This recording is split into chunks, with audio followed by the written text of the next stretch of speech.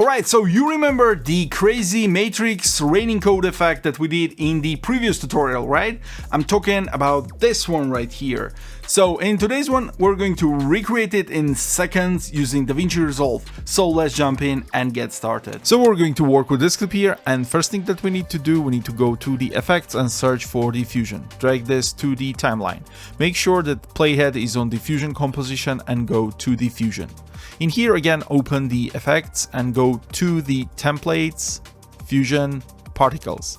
From this list, we need this matrix. Drag it here and connect this to the media out node. Boom, you have your matrix code.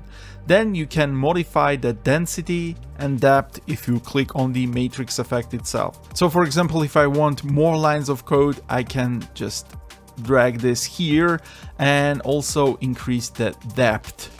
So basically, when you're happy with the code that you have, you can go back to the edit tab.